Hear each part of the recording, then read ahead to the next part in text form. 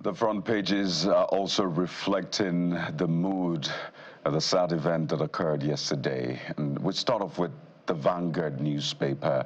You see, deluge of tributes as Buhari dies at 82. That's how the Vanguard leads this morning.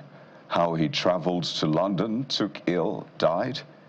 Tinubu orders Shetima to bring home Buhari's body from UK, declares 7 days mourning, summons emergency FEC meeting tomorrow. Obasanjo, IBB, Jonathan, Atiku, Osinbajo, Akpabio, Obi, governors, others pay tribute. We're joined on the program this morning by public affairs analyst, Mr. Dayo Akintobi, to walk through the front pages this morning. Mr. Akintobi, good morning. Good morning to you. Good morning to all our viewers.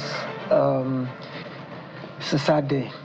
Sad day in Nigeria. Two towering public figures who left major imprints in our consciousness and in our national life have gone to be with their maker, and we're a country in mourning this morning. You know, different people remember the former president differently. As with any Nigerian leader, it will always be well, a controversial thing, a complicated relationship. Even some of the very best leaders, you know, also have complications when it comes to their relationship.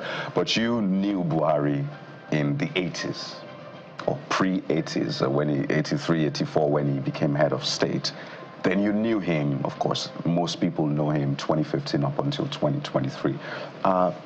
Is there a way to maybe chronicle his journey, his person, how he's been viewed through time, and how he will be viewed even after his death for you?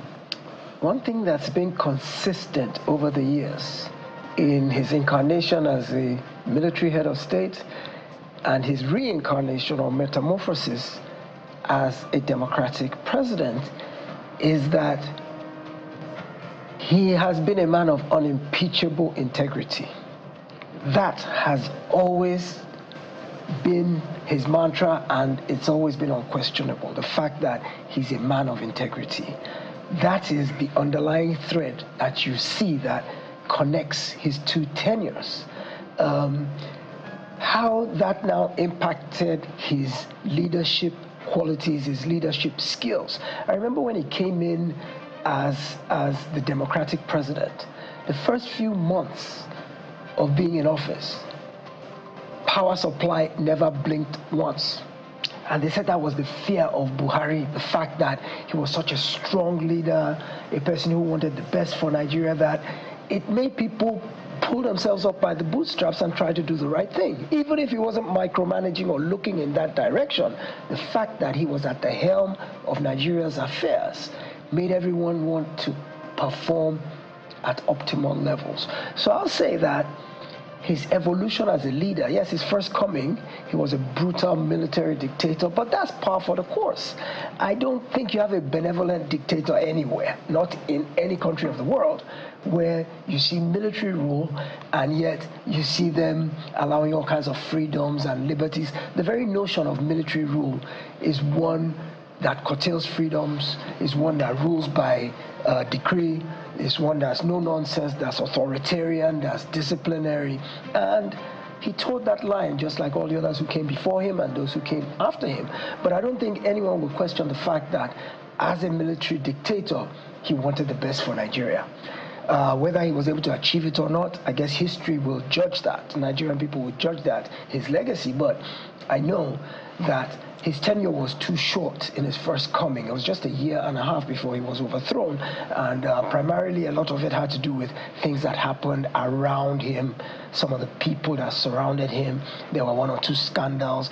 Besides, the thing about it was that in a military dictatorship, your contemporaries, your counterparts, your juniors are always trying to upstage you anyway. So they look for the slightest little excuse. That's always a problem with the military administration, is that you can never rest easy and believe you are secure in your position, because the same way you took power by the gun from somebody, you use the gun to take power from somebody else is also waiting to take power from you by the gun. So they never rest easy, and there's no guarantee to their tenure, and the smallest little bit of an excuse about public discontent.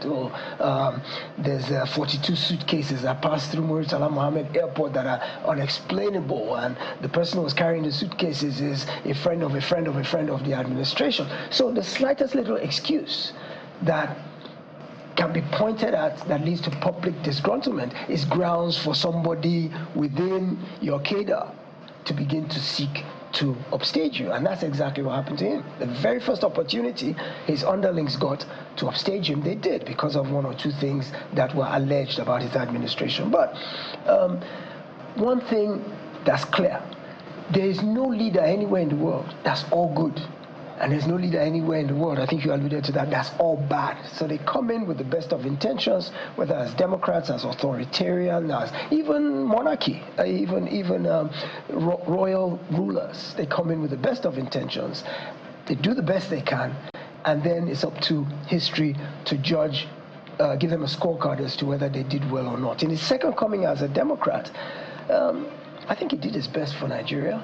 I remember that when he came in, the Goodluck administration was described as the worst administration in Nigeria's history. And there was great hope for the Buhari administration. When he went out, his administration was now described as the worst in Nigeria's history. Now, his administration is gone. We've got another one here. And they're now saying, maybe Buhari's administration was not so bad after all. So it looks like we're in a situation of diminished expectations with each succeeding administration, which is rather tragic, to tell you the truth. But maybe let's go to this Nigeria.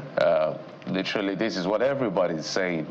Muhammadu Buhari, former head of state, former president of the Federal Republic. Buhari, goodbye. After prolonged illness, ex-president dies in the UK at 82. VP Shatima, to accompany comes from London to Daura today for burial. Tinubu, Obasanjo, Shibajo, governors, APC, others pay tribute. So this is going to be replayed literally on the pages of all the newspapers that we'll be talking about today, because this is not just an ordinary figure. There's a man that at least held sway in terms of leadership of our country for upwards of almost 10 years if you combine both military and civilian leadership. But the question now is how well? So I know you've talked about it in passing. That is the point where we will remember him differently. For the man who participated in NSAS is different. For his son is different. For me, a journalist, is different. For somebody else. So if we stay with leadership to remember the man, what is it about him? He means different things to different people, but I think underlying it all to everyone is the fact that he was a strong leader, the fact that he was an honest man, the fact that he meant well for Nigeria. I think that actually we dodged a bullet in terms of his longevity, in terms of his tenure in office, because when you look at it, he passed away relatively shortly after his administration ended. And you begin to think that we remember all the trips that he took abroad while he was in office and rumors of ailing and ill health. And you wonder that just by a smidgen of time, this might have happened while he was actually in office. And then we would have been facing another Yaradua type situation. So the country dodged a bullet by virtue of the fact that at least his tenure ended. He went peacefully to Daura to go and rest. And then whatever was ailing him, we don't know if this was a situation while he was in office and it was being managed while he was in office, or whether it escalated after he left office. But we are lucky by virtue of the fact that he was able to complete his tenure, because nothing is more chaotic and destabilizing than a leader passing away in office and then the rigmarole. Look at the Ondo situation with late Governor Akeredolu, and you can see all the fufaro that attended the change of power. You remember the Yaradua situation as well. So all in all, I think Nigeria is in mourning today. Both those who didn't like him, those who didn't think he did well, those who think we are in the doldrums today because of him, and others who think it's the best thing that happened to us since sliced bread. There's an entire spectrum of opinion on both ends. The extreme who think he was very good and the extreme who think he was very bad. I think most of us fall somewhere in the middle. where we think he did some things good. For example, what comes to my mind immediately is the PIB bill that he signed. We would not have a Dangote refinery today if President Buhari had not assented to the petroleum industry bill. So they're not too young to run bill as well. He did the not too young to run bill. I think if we look at some of his achievements, he did perform some groundbreaking legislative achievements for the country in administration as well. Yeah, I think he did the third Niger bridge, second Niger bridge, which a lot of other administrations had talked a lot about and never achieved. So if you cherry pick his achievements, you can point to some groundbreaking, progressive things that he did. But on the other hand, you can also look at some of the things he did and say, maybe this was, he didn't solve the power problem while he was there, There are things you can point to that he didn't do very well. But like I said before, nobody's all good, nobody's all bad. I think his scorecard at the end of the day, history will be kind to President Buhari. And indeed, as far as infrastructure development is concerned, some also indeed attribute the Abuja-Kaduna rail to him, and indeed the commencement of the Kano-Maradi rail line, which, according to reports, is undergoing construction. As far as his health is concerned, of course, it was also a major, subject of political discourse in his lifetime, particularly, recalling his regular visits to the United Kingdom. And that's where we're headed now. We understand that the Vice President, Kashim Shettima, has arrived, but, he departed. Yes, these are pictures of his, I believe, departure from Nigeria to the UK. This is arrival now. Okay, this is showing his arrival to the United Kingdom.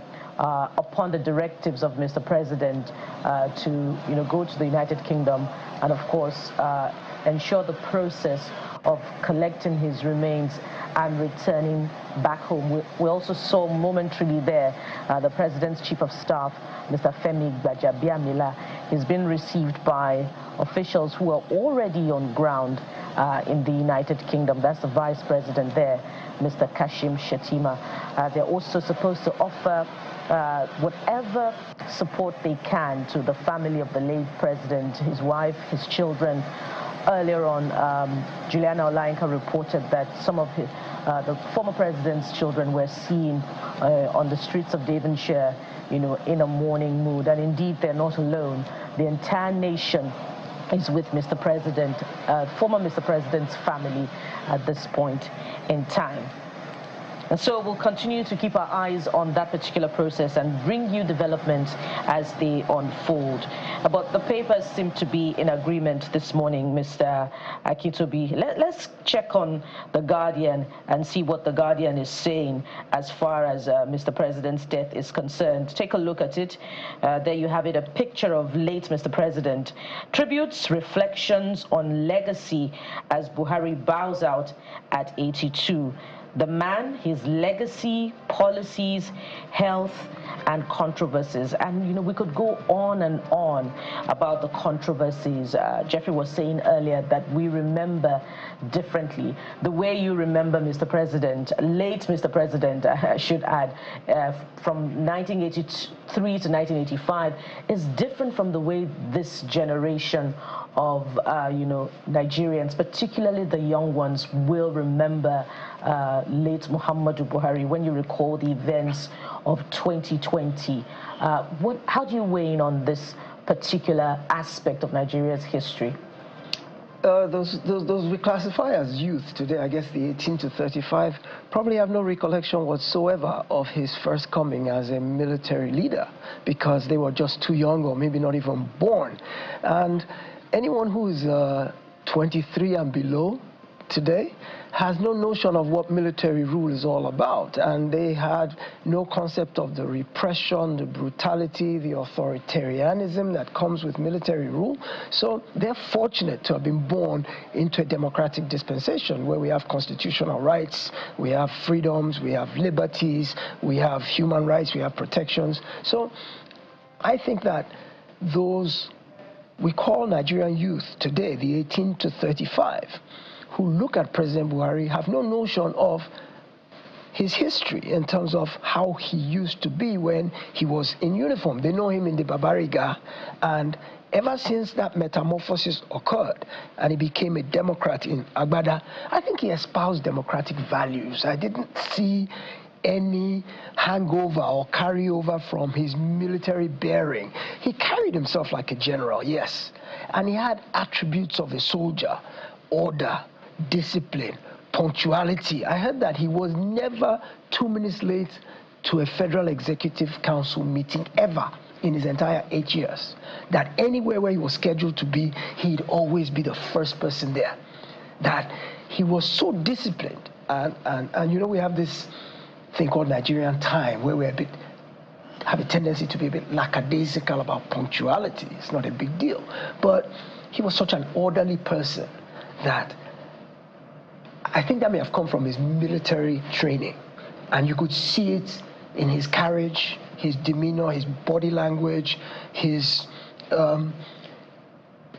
championing the administration of his government. Was that he was, and I also am aware that in spite of the fact that he was a strong leader, those he surrounded himself with, he gave them the space and the trust to perform. He was not a micromanager, so he wouldn't look over the shoulder of all of his ministers. He wouldn't say, oh, anything above 500,000 you have to bring to me for approval. No, he would trust you and leave you to go and perform, and expect to just come back and update him from time to time. That's the type of leader he was. And I think the youth in Nigeria today have a good lesson or two to learn, because he espoused what I would call good values as an individual and as a leader. He had good principles and good values, and if our youth can embrace what he stood for,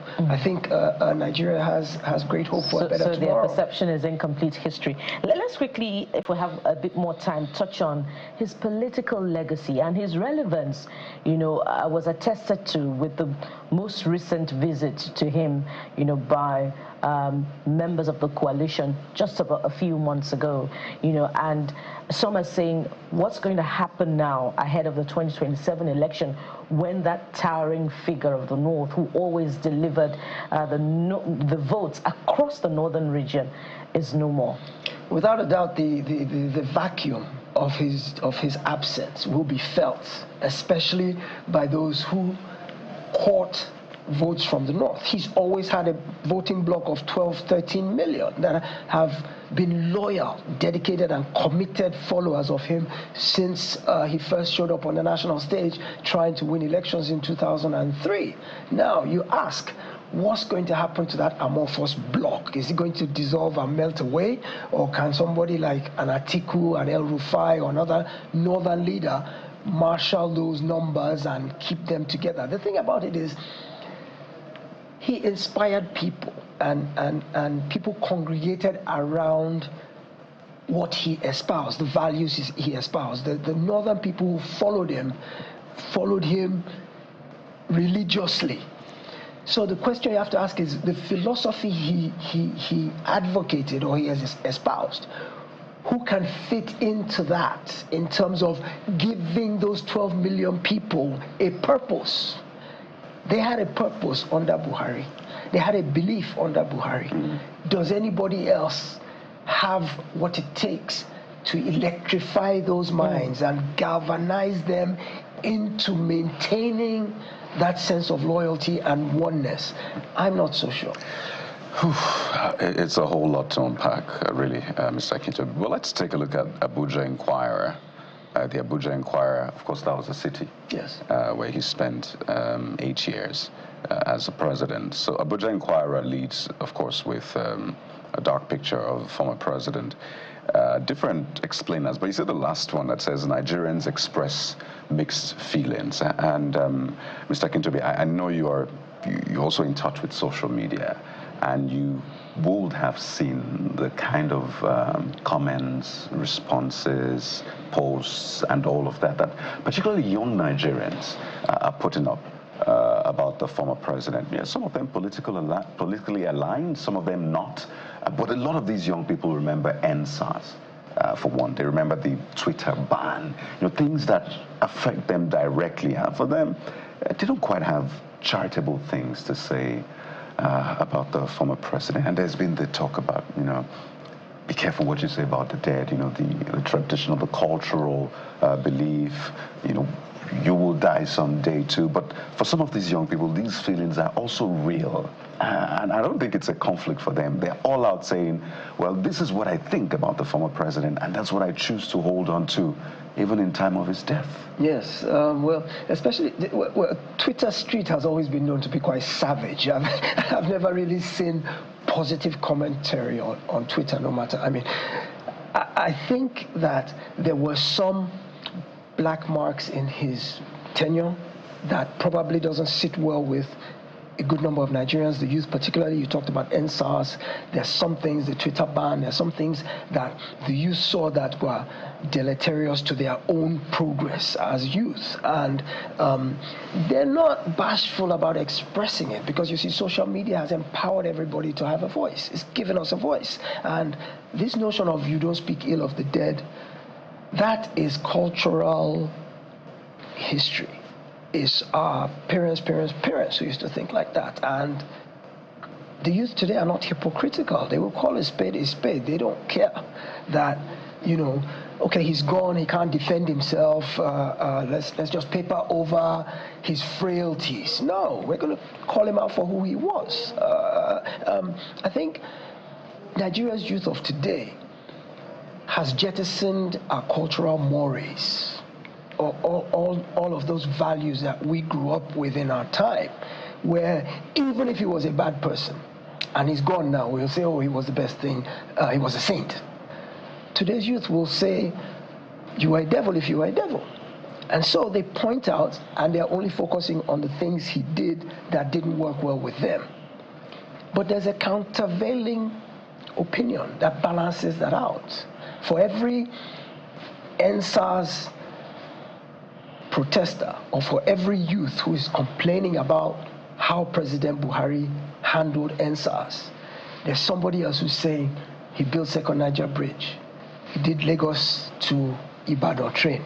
That's benefiting me because I live in Ibadan, I work in Lagos, I take the train. So there's a balance everywhere, and it just depends on how it hit you individually.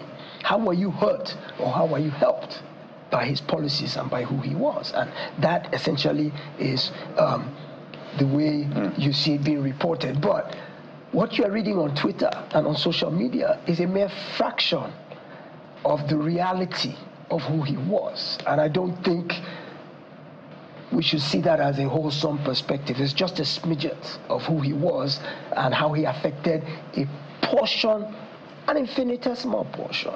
If you look at 230 million people, how many are actually on Twitter and talking?